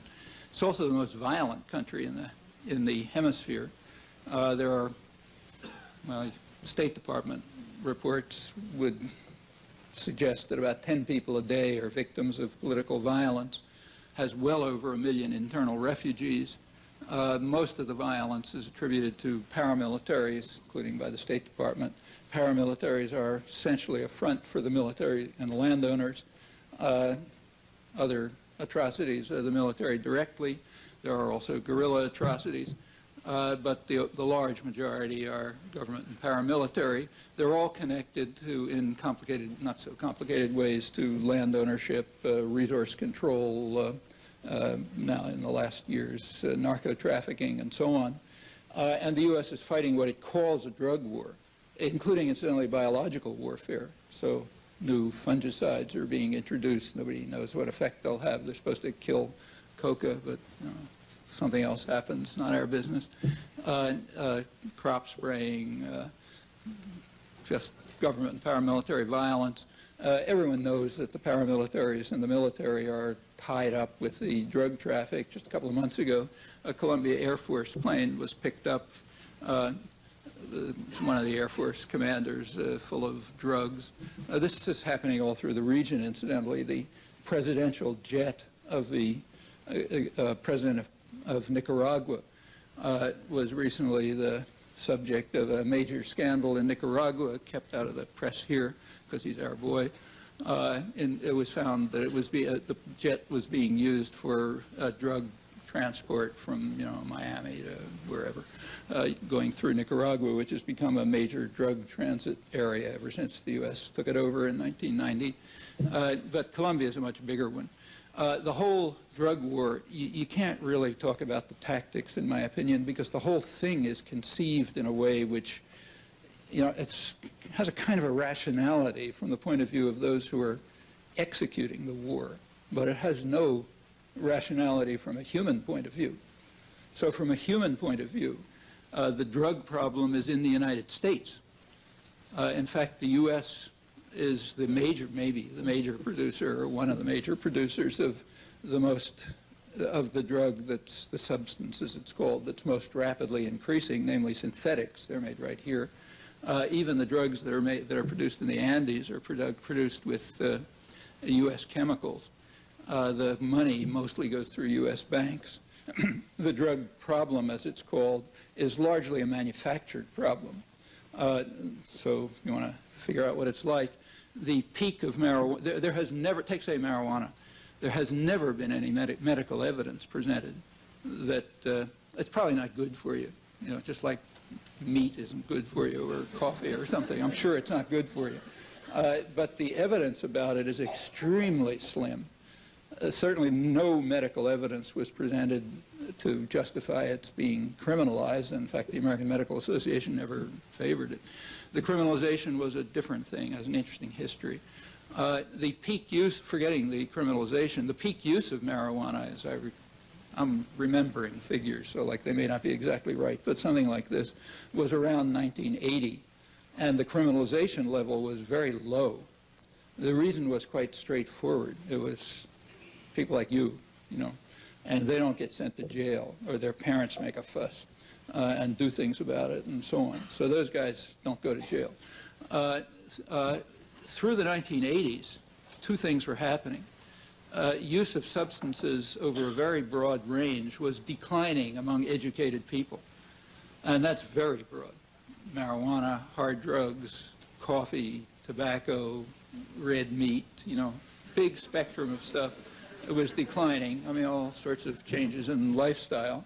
But it was remaining steady, or maybe even increasing, among poor people, which means, and there's a close, the United States is almost alone in the industrial world in that though it has statistics on everything, it does not have statistics on class. That's an ideological decision. So you can't get figures on class out of the Census Bureau. You have to reconstruct them in some fashion, unlike other countries. But there is a close class-race correlation.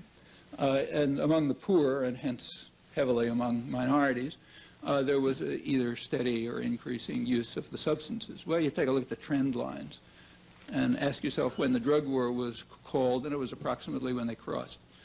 So you could predict victory in the drug war among educated people because the trend lines were already going down, so they'll continue going down.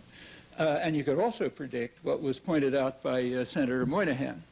Not my favorite character, but he does happen to be one of the few senators who paid attention to social statistics, a social scientist, and he pointed out that we are determining to declare a war, rise in crime, or something like that, among minorities. We're determining to declare a crime wave among minorities. That's exactly what we're doing by declaring the drug war. And I think it was done, and I think it was done for reasons of social policy. This is a superfluous population. They are the counterpart of the Colombian disposables, disposable people. You want a crime war among them for two reasons. For one thing, because you can get rid of them, toss them into jail, and for another thing, because you can frighten everybody else. And that's important. Crime in general is in the United States, it's a kind of a political construct. The crime in the United States is not very different from other industrial countries, with the single exception of killings with guns, which is a special thing about the gun laws and the gun culture. But apart from that, it's kind of at the high end of other industrial societies. Fear of crime, on the other hand, is way beyond other societies. And it's manufactured. It's manufactured by politicians, it's one of the very few countries in which politicians stand up and debate about who's going to be tougher on crime. Elsewhere, crime is considered a problem. It's like cancer or something. You try to deal with it, but you don't decide who's going to be tougher on it. In the United States, you argue about who's going to be tougher on it. Back around 1980, the United States was pretty much like other industrial societies, again, sort of at the high end in incarceration rates. Since then, it's gone way up. By the end of the Reagan years, it was like 5 to 10 times as high, still going up, mostly a reflection of the war on drugs, mostly victimless crimes, possession of some sort or another, which has given extraordinary sentences. That's one of the human rights violations for which the United States is regularly condemned by the human rights organizations. The outrageous sentencing for victimless crimes, which is just targeting poor and the disposable people and frightening the rest. So, instrument of social control. You go over to the Andes, you know, the places where coke is being produced, well, there you find another story. So Colombia, for example, was once a wheat exporter. And why isn't it a wheat exporter anymore? Well, the U.S. flooded it with subsidized U.S. agro-exports. It was called Food for Peace back in the 50s. And it undermined the Colombian wheat industry. They're not exporting anymore. Same thing happened elsewhere. Colombia is a coffee exporter. But coffee is not very good for small peasants for a very simple reason. The U.S. refused to permit arrangements among the producers to keep prices stable. Now, if prices, you know, fluctuate all over the place, it doesn't hurt agribusiness. I mean, they got enough of a, you know, they own enough other things and so on, so they can make out if coffee prices go down. If you're a small peasant, you can't do that. You got to feed your kids tomorrow. You know, price goes down too low, you're dead. So that drove people out of coffee production, out of wheat production, out of other production. Well, where'd they go? Well, you know, they were being taught a lesson. It's called structural adjustment, all throughout neoliberalism, all throughout this region. The lesson is stop producing things for local consumption, like, say, food. We can do that cheaper with subsidized agribusiness. You be a rational peasant, produce for agro-export, and produce what's going to make the most money in agro-export. That's a rational peasant. That's following the rules. Well, they did. You're a rational peasant, you produce coca. You know, grows well, makes a ton of money, and so on. So one part of U.S. policy is trying to drive the population towards producing drugs, and the other part of U.S. policy is to murder them if they do it. That's the support for the military and the counterinsurgency and so on. And those two policies are going on side by side. And they don't have anything to do with drugs in the United States. I mean, do that stuff as much as you want. The drug price remains stable, the quantity of drugs remains stable, and so on. This is an internal U.S. problem having to do with serious social problems inside U.S. society. And furthermore, it is well known and agreed by criminologists and other specialists across the board that the best way to deal with serious drug problems is education. But that's, you don't spend money on that because that has no use as for social control or for eliminating disposable people. So I don't think talking about the tactics of the drug war makes a lot of sense. You know, the whole thing is constructed in a way which is totally insane except for rich people like New York banks where most of the money flows through. And so what's happening to the money? It's an interesting question. Of course, it's illegal, so nobody tracks it. Actually, you could track it.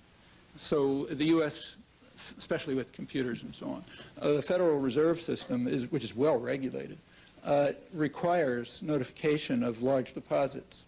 Last time I looked, it was over $10,000. So, you know, if a lot of money is suddenly coming in, they tell right away. And in fact, there was a campaign, an effort by federal prosecutors back in the early 80s to carry out some, you know, entrapment exercise against banks in southern Florida, which were suddenly piling up a huge amount of money for reasons that nobody doubted. It was called off, however. It was called Operation Greenback. It was called off by the Reagan administration's drug czar, George Bush. That was called off. So the money's supposed to come into U.S. banks. Where's it go? Well, take a look sometime. This is a guess. Nobody's ever studied it. But the U.S. Department of Commerce does publish regularly, I think quarterly, tons of details about everything you can imagine.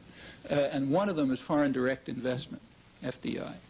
You take a look at the record, I haven't done this for a year or two, but I was doing it for a couple of years in the mid-90s.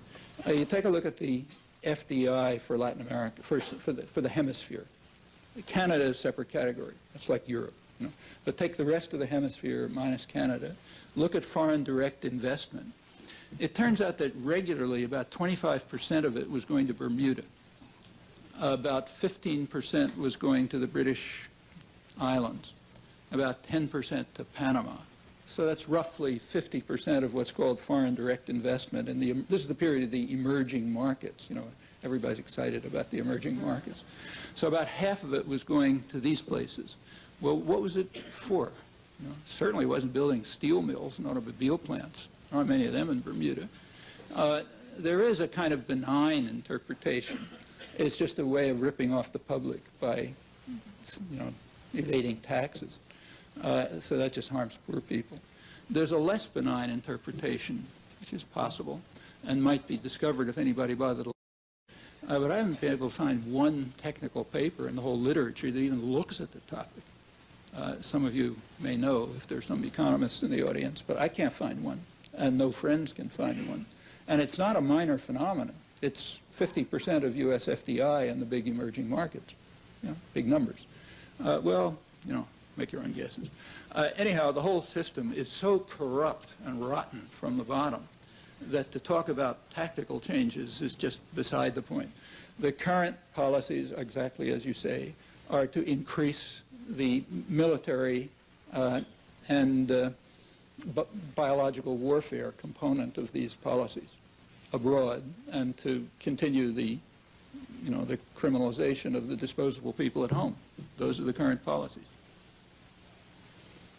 Laurie Berenson is a very unfortunate victim of this. I should say the violence in Colombia, you want to take a look at it, it goes back very deep.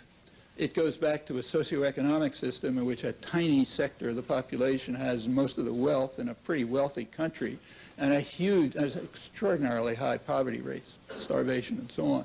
That's where the violence is coming from. Yeah.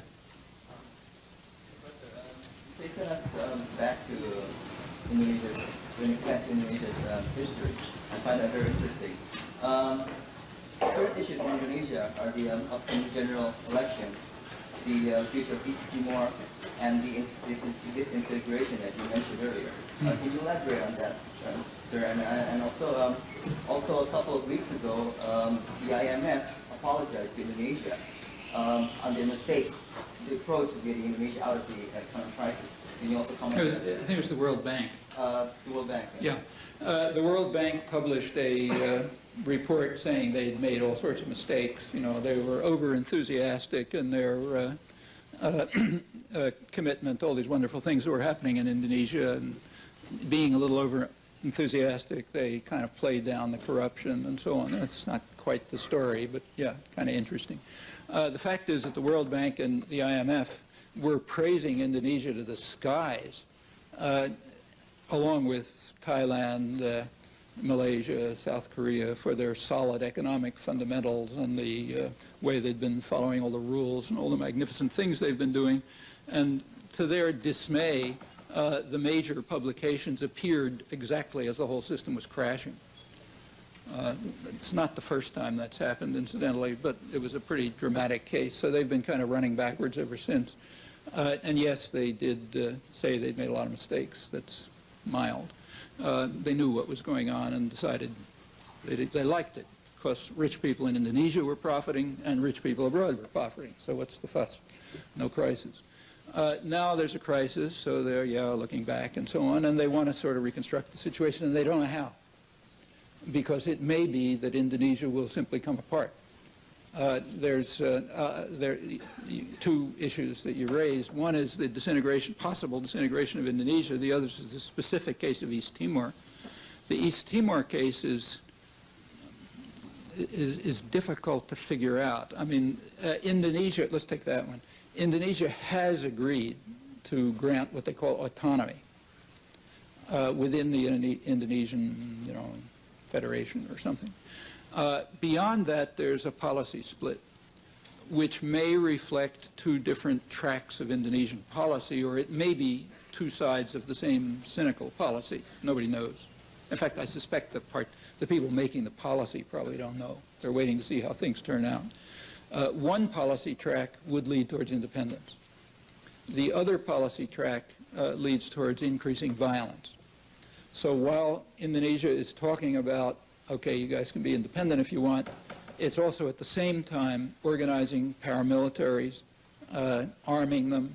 They're carrying out violence. In fact, they're killing people, driving people out by the thousands, and the place is, exploding. The same, going back to the other question, is happening in Colombia. It's not an unusual pattern. A move towards peace negotiations and at the same time unleashing the paramilitaries with the military right in the background to tear the place apart. If there's going to be negotiations of some kind, you want to make sure that your thugs have it under control. Those two paths quite commonly go side by side. You find it elsewhere too. In this case, I think it's hard to say. I mean, it could be two sides of the same policy. It could be conflicting policies. It could be just uncertainty, that they don't know what's going to happen. I don't think there's much point speculating about this, frankly. As I said, I doubt that the Indonesian generals know. They're waiting to see what happens. What is significant here, as always, is that what we do about it can make a difference, a big difference. So one of the factors, and undoubtedly a major, if not decisive factor, will be how the United States responds to all of this. And that's the one factor we can do something about. So there's no point speculating about the others. Should ask what can we do about these. As for Indonesia breaking up, it could happen. There's a strong independence movement in Aceh. What they call Irian Jaya, West Papua, was given to Indonesia over the objections of its population. That has an independence movement. There's an independence movement in the Moluccas.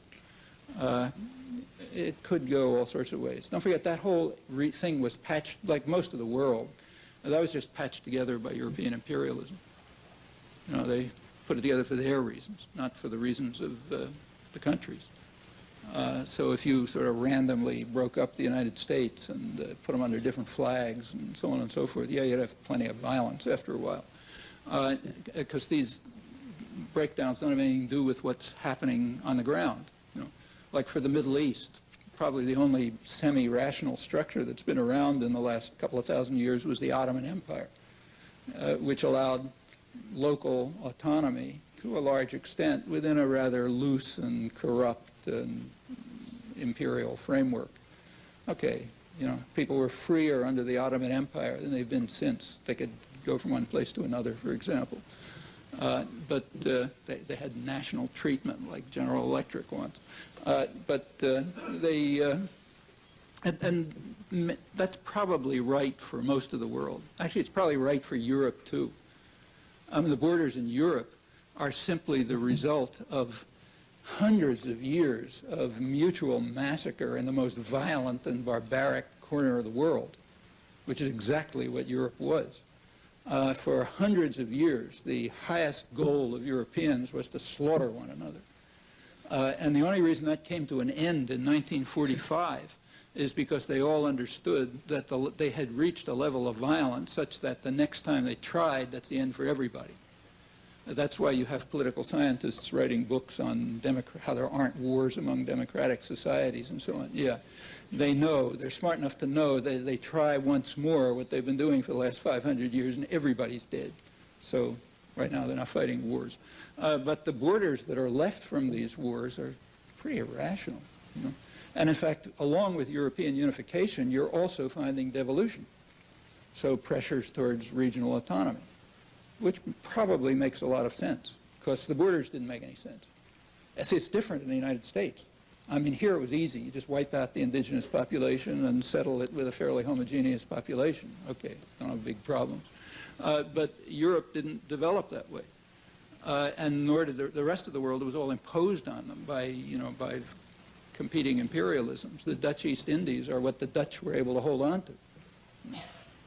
And what form it takes, I don't think anybody can prescribe. It's for them to work out somehow, and not easy.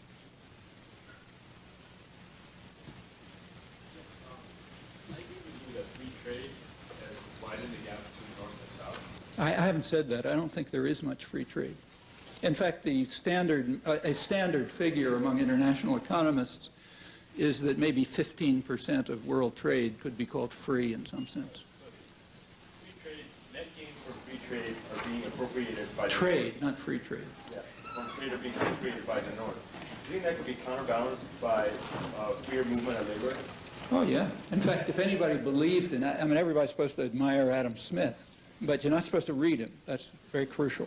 If you read Adam Smith, you discover that one bad thing that you discover is that his argument for the market was based on the assumption that under conditions of liberty, a market will lead to equality, which is obviously a desideratum. So therefore, he argued markets are good. If it doesn't lead to equality, out. He also found out he was against division of labor and all sorts of other things you're not supposed to know.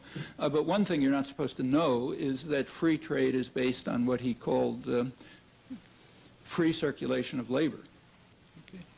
Well, you know, he wasn't thinking so much about crossing borders in those days because nobody was even thinking of capital crossing border much in those days. But the principle is there. So surely you don't have anything like free trade unless you have free circulation of labor around the world. Otherwise, you know, you just don't have labor markets. I mean, we're not supposed to think about that, along with a lot of other things, but yeah, that's true. Should you have free circulation of labor? Well, you know, that raises all kinds of questions. Questions about how people want to preserve their own communities, let's say. But then, of course, those very same questions show up with movement of capital. It's just you're not allowed to raise them in the case of movement of capital. Okay? So they're hard questions. You know, I don't think they have trivial answers. But you can't seriously talk about free trade unless you have free movement of people. That's one of the many reasons why the talk about free trade is mostly a fraud. It's an ideological weapon. It's not a descriptive fact. And there are many reasons, not just that one. Yeah. Well, yeah. I just wonder, what's your view the reason for the Western U.S. involvement in Kosovo? Kosovo is what's called a crisis, unlike, say, Angola. Kosovo, and it's bad. You know, it's not a joke. Like, there have been a lot of atrocities in Kosovo. Current estimates are that about 2,000 people were killed. It's about one night bombing by Jonas Savimbi. The reason Kosovo is a crisis and Angola, which is way worse, is not a crisis, is because Kosovo threatens the interests of rich and powerful people. I mean, Europe is disturbed by conflicts that are essentially within it, you know, and they don't want them to spread. For one thing, there'll be a big flow of refugees. And for another, you know, if that whole region starts to fall apart, you could end up with wars between Greece and Turkey and, you know, maybe a world war. Russia might get involved. So it matters. In Angola, it's just a lot of those guys killing each other. Who cares? Besides, it's not a nice one to talk about, since the main killer happens to be the person who was highly praised and lauded as a great freedom fighter in the United States back in the days of what was called constructive engagement, which was a nice name for supporting South African marauders who were tearing the place to shreds and killing, you know, over 1 million people. Well, one part of it was our freedom fighter in Angola, who's now still tearing the place apart. Not that the opposition is so great either. That's another story. Anyhow, it's a huge massacre that doesn't harm Europeans, at least as long as the resources flow out. And they are flowing out. So Savimbi's forces, UNITA, is being supported by mostly diamond flow, which is monopolized by a couple of companies. And they can trace technically there's an embargo against diamonds from Angola. And all the specialists in the field say that it's not hard to identify the diamonds that come from there. But what's the name of that company? De Beers, yeah. The De Beers company claims they can't do it. You know, only all the other experts can, but they can't. So there's a free flow of diamonds out of there to all sorts of, you know, Belgium, Israel, places like that. And that's supporting one side. And the other side, they got oil, which is going right to Western companies, so who cares? And meanwhile, they're killing each other or starving or whatever, but not bothering rich people. So it's not a crisis.